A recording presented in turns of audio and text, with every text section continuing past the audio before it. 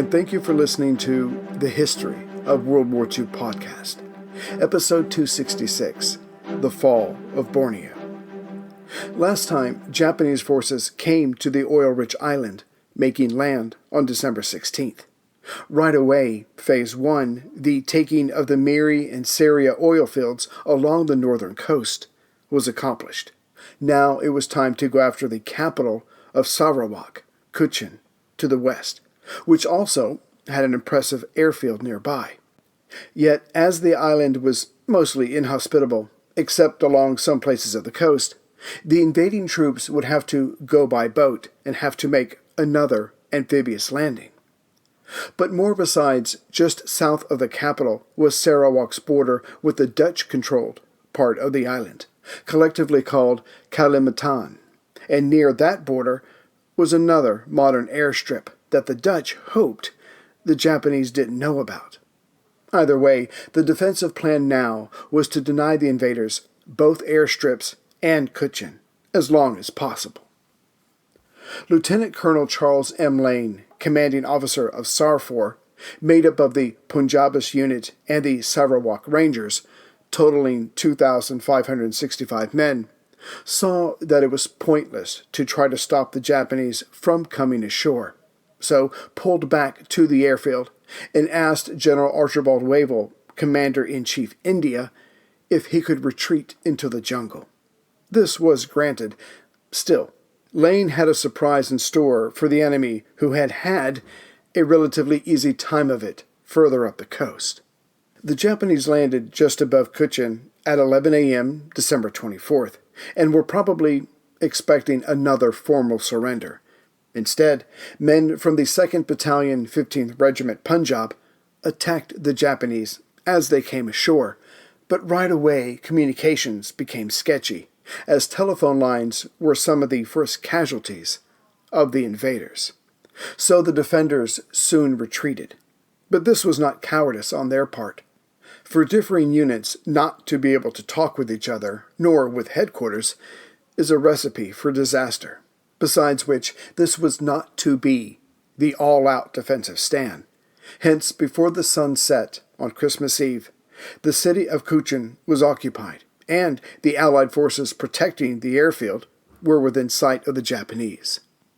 But as the various defensive positions could not communicate, each one could not only know when a nearby unit was captured, they themselves had no idea when they were about to be come upon by enemy troops. In this manner, even the Chief Secretary himself, Cyril Drummond Lee Gross Clark, the person in charge of the government for the White Rajah, was taken captive. Unfortunately, Clark would be killed by the Japanese just 2 months short of the war's end. So not only were the armed forces gobbled up piece by piece, but their vehicles, weapons, and equipment of all types, in working condition, became a part of the Japanese effort. As the defensive units did not know of each other's condition or exact location, when one was captured, they could not answer the enemy's questions about anyone else. Hence, the 3 battalions of invaders were forced to march around Kuching, stumbling upon enemy forces that, for the most part, did not fight back, but made sure that their surrender was formal and orderly. These units were mostly of the Sarawak Rangers. So, at 4 p.m. on Christmas Eve, 8 days after Miri fell, Kuching, near the northern coast, surrendered. Again, many of the Brooke officers stayed at their post, which made it easy for the Japanese to find them. To humiliate the white men, the Japanese marched them through what streets existed, probably expecting the locals to jeer at their former masters. But this was not the case. From the day Brooke himself ruled the area, the welfare of the people was one of his main concerns, and this was carried down throughout the years. Hence the locals were silent as the Europeans were prodded before them. Fortunately for the Brooke personnel, their walk was short, as they were taken to an internment camp at Batu La Tang, just outside Kuching. For all intents and purposes, the Sultanate of Brunei and Sarawak were out of the war. Now came the turn of British North Borneo and the southern Dutch half. Those men of the 2nd 15th Punjab that had not been captured retreated south from Cochin, but as the Japanese were already in the area, they were able to follow the Indians, who now were forced to fight as they withdrew. As for the defenders, their goal was not to regroup and attack the Japanese. That wasn't possible.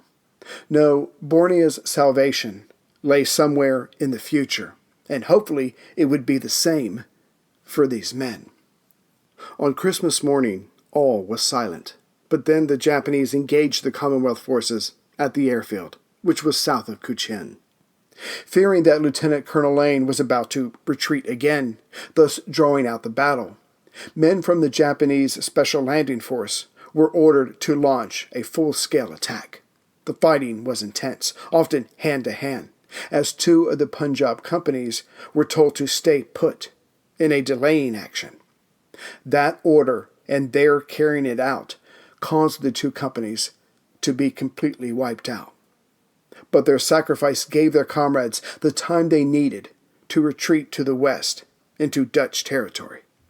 At 4:40 p.m. on Christmas Day, the Japanese took the airfield, as it was now undefended. Thus far, the Japanese had lost 100 men killed and another 100 wounded. While the invaders consolidated their gains at Cochin and at the nearby airfield, a smaller convoy was sent around the northwest corner of Borneo to take the Dutch-controlled Tembalan Island just off the west coast, across from the city of Singkawang, the first Dutch loss of territory in the Pacific War. As the British force retreated, the Sarawak Rangers were disbanded, as they were only to protect their country. As that part of the fighting was over, they were released. This left Lane and his Punjabis to move out on their own. It took a few weeks, but eventually Lane and company reached the 750-man Dutch force protecting their airstrip. As he was now a guest, Lane put his men under Dutch control.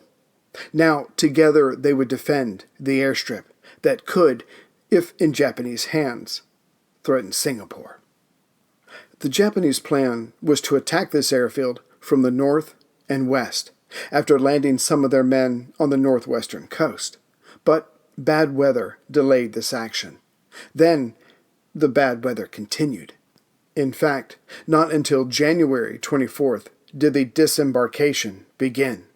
Also, 5 Japanese companies moved out from Cochin on the 24th, using one of the few roads that existed. By January 25th, those men coming south were only 2.5 miles north of the Dutch airstrip. Not wanting the Japanese to get any closer, the combined Dutch-British force launched their own attack against the Japanese on the 26th. But this was repulsed by the larger group of men. And having more men, some of the Japanese troops from Cochin were sent around to the west on the Dutch-British left flank, which was successfully turned. The always hopeless situation was now impossible. On January 17th, the order to evacuate the airfield was given. The combined force went south to Lado, about 15 miles to the southwest. However, back on the 25th, additional Japanese troops, 3 companies' worth, had been put on small transports and sent around to land on the west coast, near Pamankat, in between the island's northwest corner and Singkawang.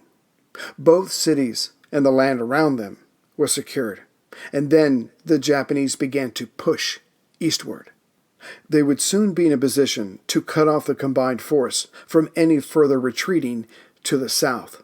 Still, the Allied troops used the knowledge the Dutch had of the land and got out of there.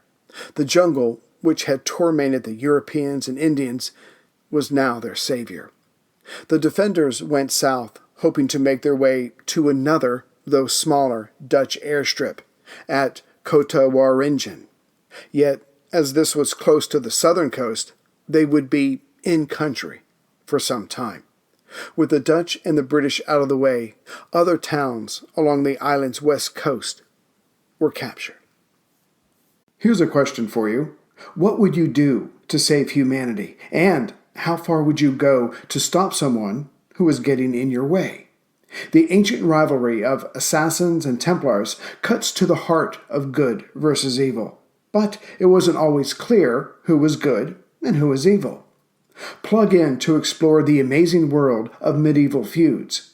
Echoes of History, Assassins vs. Templars is a special collaboration between History Hit and Ubisoft, the masterminds behind the Assassin's Creed games.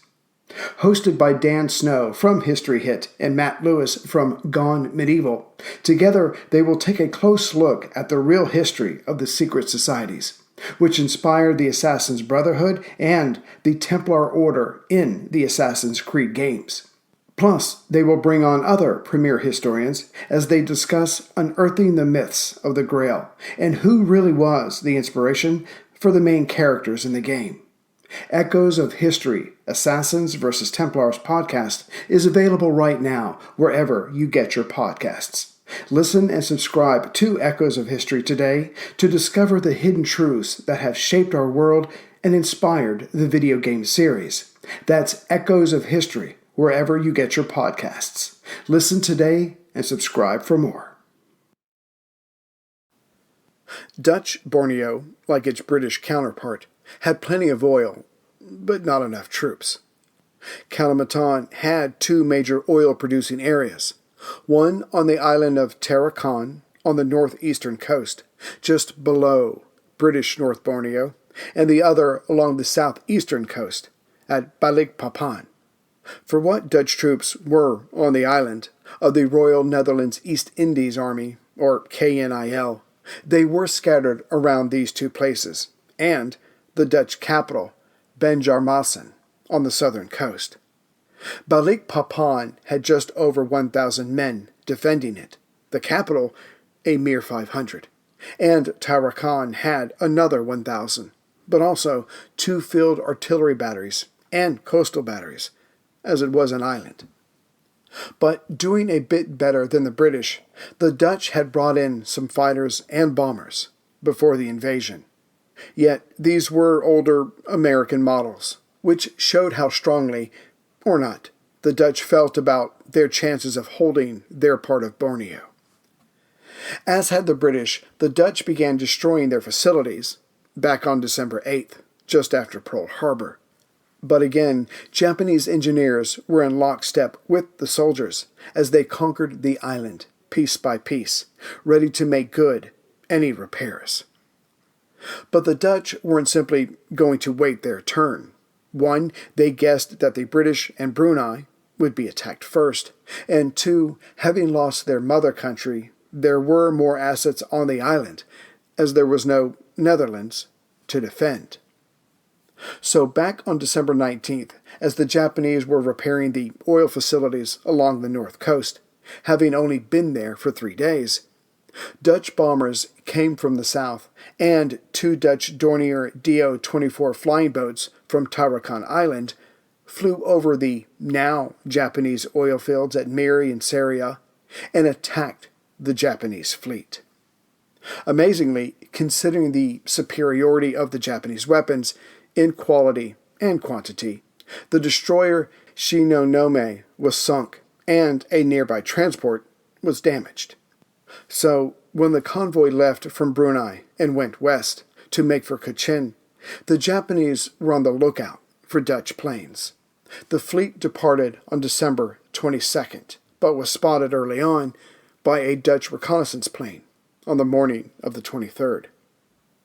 The Japanese on board those vessels expected the worst, yet anticipating another Dutch airstrike, at 11:40 a.m., 24 Japanese planes bombed the Dutch airfield at Singkawang 2, just below Cochin, rendering its takeoff lanes unusable. When the runway was fixed, the Dutch planes were ordered south, as the Japanese landings were now unstoppable. But the convoy was not out of danger. On the evening of December 23rd, while the Japanese were looking up, they were struck from below as a Dutch submarine, K-14, fired its torpedoes and sank 2 of the convoy ships and damaged 2 more. The next night, K-16 scored another hit by torpedoing the INJ destroyer Sangiri. Yet then the K-16 was itself sunk by the Japanese sub I-66. Getting back to the fate of British North Borneo on the most northern tip, on December 28th, Major General Kawaguchi, stationed at Miri, ordered Lieutenant Colonel Watanabe to head out on the 31st to take the rest of the small sultanate of Brunei. Then, 2 infantry platoons opened up 1942 by landing on the island of Labuan, which was undefended. This was vital, as much of the oil production was done here. With Brunei now firmly under Japanese control, on January 8th, Kawaguchi landed troops at Jesselton, further up the North Borneo coast, roughly in the middle of British North Borneo's coastline. The town was taken, the police were disarmed. Then, using 10 fishing boats, Lieutenant Colonel Watanabe was sent with as many men as he could carry around the northern tip to capture Sandakan on the northeastern coast, due east of Jesselton. As Sandakan was the seat of government of British North Borneo, all official resistance ended. On the morning of January 19th, the governor, Robert Smith, surrendered the state, but refused to continue to administer the territory under Japanese control, so he became a prisoner. Lieutenant Watanabe's force then climbed back aboard their fishing boats and finished conquering British North Borneo, taking Lahad Datu and Tawa by the end of January. As it was January, enough time had passed to allow the second hammer, in the form of troops from the Philippines, to fall on Borneo. 16 transports carrying the Sakaguchi detachment and a special naval landing force from Davao, Mindanao, were making for Tarakan Island, with an eye to landing there on January 7th. However, because of the weather, there was another delay. Further, a Dutch reconnaissance plane had spotted the approaching convoy. Thus, the oil facilities on Tarakan were destroyed on January 10th. On that very evening, 2 groups of Japanese troops were on their landing craft, making for the island. The light from the fires of the burning oil helped them navigate. The right wing of this invasion force landed on the east coast at midnight. Awaiting them were swamplands and KNIL troops, who did resist to the best of their ability. Still, by noon of the next day, January 11th, the men of the right wing were near the main oil field. Here, some of the men were split off to make for the island's airstrip, but battling the jungle almost more than fighting the defenders, this was not reached until the next day, January 12th. With the situation thus, the Dutch officer commanding, Lieutenant Colonel de Waal, offered to surrender, and Colonel Yamamoto accepted, but needed General Sakaguchi's approval. But communications between the units on both sides was less than perfect. Still, both sides understood that this was basically over. So when the left amphibious flank landed at 3 p.m. on January 11th, their goal had been to take the artillery battery on the southern end of the island. The men manning the guns were not aware that their commanding officer had offered to surrender. Neither were the Japanese troops heading towards them. Neither were the 2 Japanese minesweepers coming around the southern tip. And they were now within range of the coastal battery. Soon both ships disappeared beneath the waves. De Waal apologized and offered to send another signal to avoid any further bloodshed on either side, which wasn't good enough for the Japanese soldiers nearby who witnessed the sinking of the 2 ships. When the Commonwealth soldiers manning the battery surrendered, the Japanese tied their hands and threw them into the bay. About 219 men drowned. That same day, January 11th, 1942, the Empire of Japan declared war on the Netherlands, though the latter had declared war on this now open enemy back on December 8th, 1941, following the lead of London. In reality, the Japanese had held back from their own formal declaration, hoping this would trick the Europeans into not destroying their oil fields, which had not worked. On January 12th, General de Gaulle formally surrendered, which led the Japanese to commence mop-up operations. Then 2 days later, most of the invasion force set sail further down the coast. Their goal this time was Balikpapan, which was more than halfway down the eastern coastline. The Japanese route allowed them to occasionally stop and stake claim to coastal villages. So by January 22nd, the Japanese fleet was almost at their destination. However, the war between the Dutch and the Japanese was not over. The next day, on the afternoon of January 23rd, 9 Dutch Martin B-10 bombers, escorted by 20 Brewster Buffaloes, attacked the convoy. One ship was sunk, another was left seriously damaged. Getting closer to Balikpapan, the Japanese objective, a Dutch submarine, K-18, then sunk the already damaged transport. Yet the sub would be crippled and then forced to flee in time. Still, the Japanese landed what men they had left just north of the airfield, which was itself just north of Balikpapan. There were no defenders on the airfield, which was taken on January 24th. By the next evening, the invading forces were on the northern edge of Balikpapan city. The Dutch troops there had already withdrawn, so the Japanese were able to go along the coast and take the city without a shot being fired. But as Napoleon himself has said, to take cities without destroying the enemy's army is no victory, and the Dutch force in the area was still at large. The KNIL force had moved north of the city, with a view to heading more north to clear the waters of the Balikpapan Bay, which would then allow them to turn west and make for the interior of the island. However, before the Japanese had come ashore, a unit called the Surprise Attack Force was peeled off, put on their own ships, and sent inland up the waterway. As the wavy course inserted itself into the island, this allowed the Surprise Attack Force to land further north of Balikpapan, thus cutting off the only escape route open to the Dutch troops.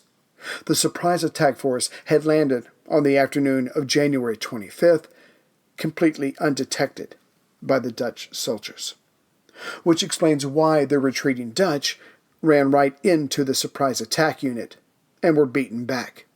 With the city and the areas to the northeast, southwest, and northwest of it subdued, the Japanese had scored another victory and controlled one of the few sizable settlements on Borneo.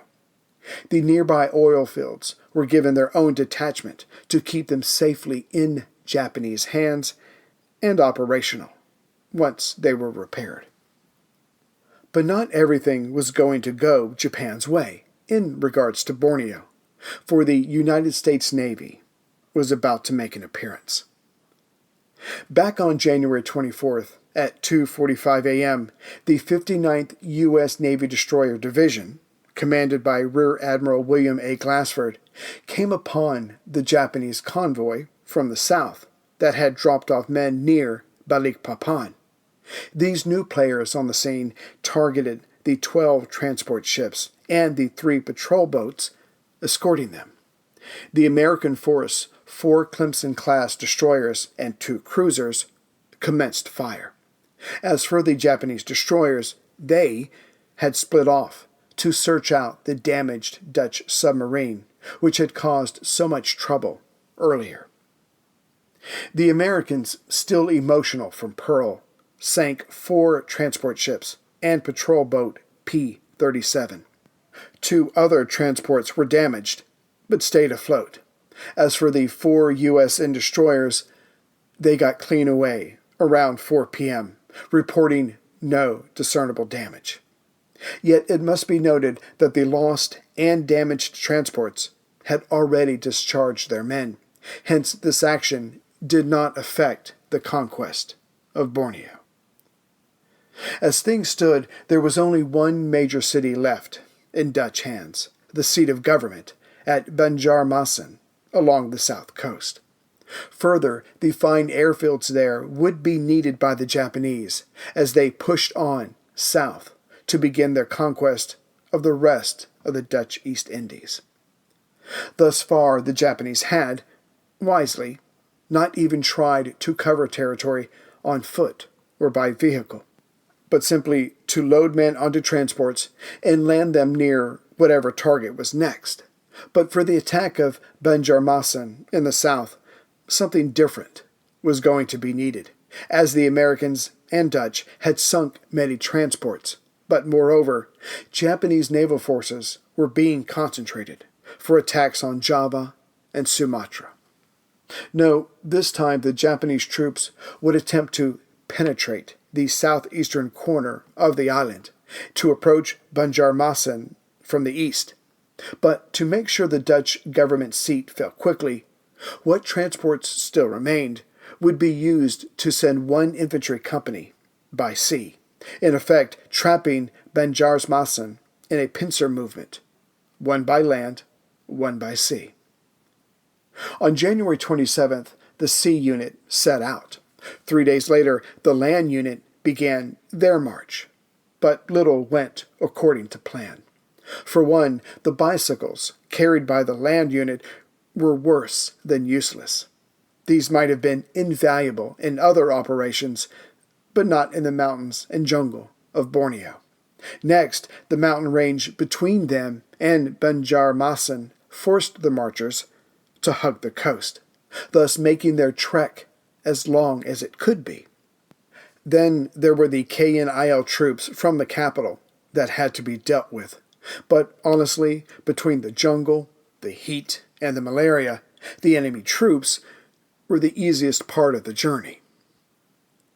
By February 8th, the sea unit, which only moved at night to avoid detection, finally landed troops just south of Banjarmasin. There were no enemy troops to oppose them, as they were the ones who were trying to stall the land route force. The vital airfield stationed due east of Banjarmasin was now directly threatened. In the city itself, the colonel in charge, with his last 75 men, retreated from the capital and went west along the southern coast. His orders were to reach and defend the airfield at Kotawaringen, the one the combined force had made for previously. But unbeknownst to the colonel and his 75 men, this area had already fallen to Japanese troops from Cochin. At 9 a.m. on February 10th, the major airfield was solidly in Japanese hands. Then Banjarmasin, the capital, fell as well. With the Japanese in control of most of the west coast, the entire north coast, the majority of the east coast, and much of the south coast, what Dutch and British troops remained free were forced into the jungles of central Borneo. Yet the Japanese would send men after them, reducing the number of rebels even further.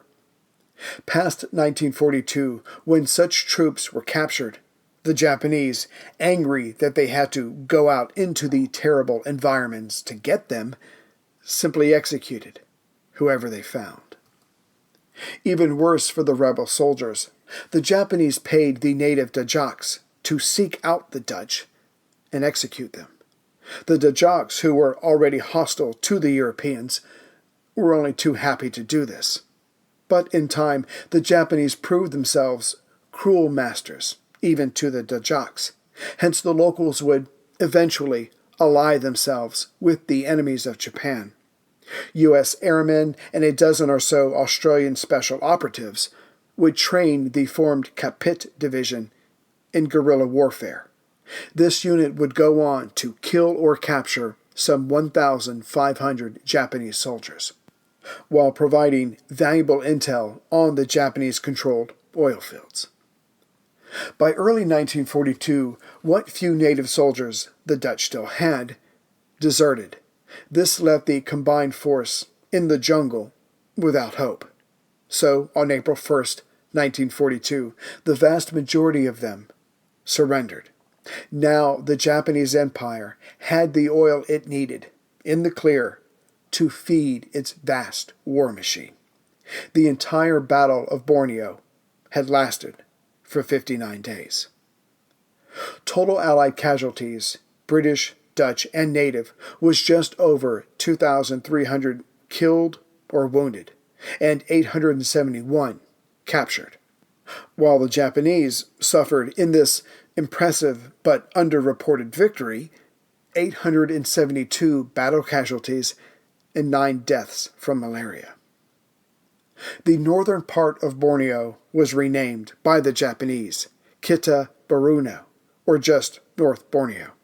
The island of Laban, just off the north coast, was now Mada Shima, or Maida Island.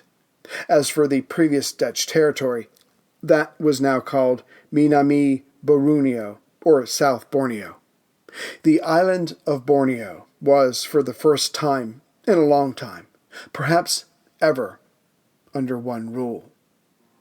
Now the Japanese could look towards their next target, Java and its capital, Batavia.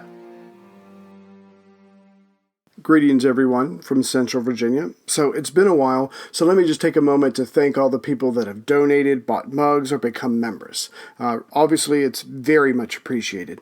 So I would like to thank Joe N. from Williston, North Dakota, who bought a mug. And then there are several members, so bear with me. Steve M. from Pensacola, Florida. Anthony W. from Huddersfield, UK. Deborah K. from Atlanta, Georgia. Neil S. from New Milton, UK. Edwin R. from Abilene, Texas. Lindsay M. from Concord, California. Samuel B. from Jonesboro, Tennessee. Martin D. from Rancho Cucamonga, California. Dale H. from Carmel, Indiana. Charles O. from Moon Township, Pennsylvania. That's my favorite name so far. Bruce A. from Rosemont, Minnesota. Jerome S. from Annapolis, Maryland. Jedediah B. from Powell, Wyoming. Scott L. from La Plata, Maryland. Let's see here. Mark M. from Manitoba, Canada. Harrison B. from Columbia, Maryland. I think Maryland's winning so far. And Michael B. from Boca Raton, Florida. And lastly, as far as people who have made donations, I would like to thank Robert P., who sent me a very nice message. And Robert, you're burning through these way too fast. You need to pace yourself, buddy, just like I do. Okay? So I will see you guys hopefully next week with, I'm not sure if I'm going to do Java or if I'm going to go back to Thailand. I'm not really sure yet. We'll see how it goes in the timeline. But I'll be back soon because I really feel like we're on a roll and I'm having a lot of fun doing this. Take care, everyone.